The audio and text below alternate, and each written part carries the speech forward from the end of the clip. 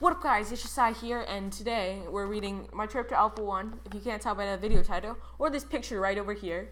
We're going to be reading Chapter 3, and let's begin. "Hello, Jack," Aunt Catherine DeVere said. "Welcome to Alpha 1. I opened my eyes, and there she was, tall, red-headed with sharp eyes that looked right into your heart. "Hello, Aunt Catherine," I replied. "How are you?"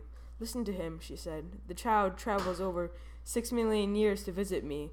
Light years to visit me, and he asked me how I am. I am fine, thank you. The question is, how are you? What did your trip feel like?"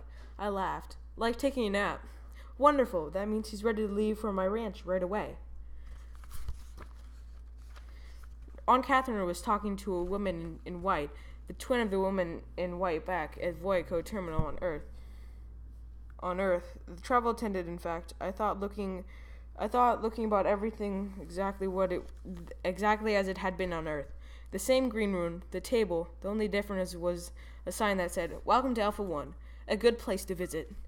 The Alpha travel attendant said, "Would you like our voyagers to wait just a few minutes, Miss DeVere, while we confirm that their parts are all in working order?" "What parts?" I asked. I felt like me. My skin felt like flesh. I knew I was inside a dummy, but in my head it felt like me. "Your heart, your computer program, your—" "Well, all right," Aunt Catherine interrupted impatiently. "But hurry along. We must be off. I'm a busy woman with a lot to do. Get your nonsense over with, young lady." That was Aunt Catherine DeVere for you. She thought she could order everyone around. I guess when you're old and rich, you think you can do anything. "This will take a few seconds, Miss DeVere." Vanter. Sorry, guys. The travel attendant said. She then hooked me up to a bunch of machines on the view screen. I saw all kinds of waves and dots. "Heartbeat normal," the travel attendant said, and made a note on the paper. "Brain scan perfect," she said, and made another note. "Blood pressure off 1000s. Nothing to worry about. All in all, a beautiful reading." "Do I have real blood inside me?" I asked the travel attendant. "Of course you have real blood," Aunt Catherine said. "You're a perfect dummy, Jack. I paid a fortune for it. There's no way anyone could tell which you is the real you." "I'm afraid there is one way," the travel attendant said. She took my hand and put it on the small of my back. I felt a little ridge of the skin, like a scar about 5 inches long. "What's that?" I asked. "It's your CES, the computer entry scar. That's where your computer program was inserted, Jack.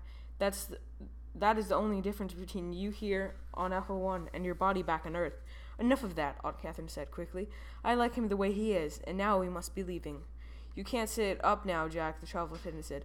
"You can sit up now, Jack," the travel attendant said. "How do you feel?" "Fine." "You ready to leave the terminal? We thank you for visiting Voyaco to Alpha."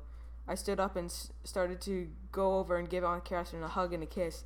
After all, I'd come a very long way to see her, and in our family we do a lot of hugging and kissing. Aunt Catherine, on her visits to Earth, always used to hug us a lot, saying we were her only living relatives anywhere in the universe. So we went over to hug her. To my surprise, she backed away from me. "We really must be get going, dear," she said. "We have lots to do before you can go back to Earth."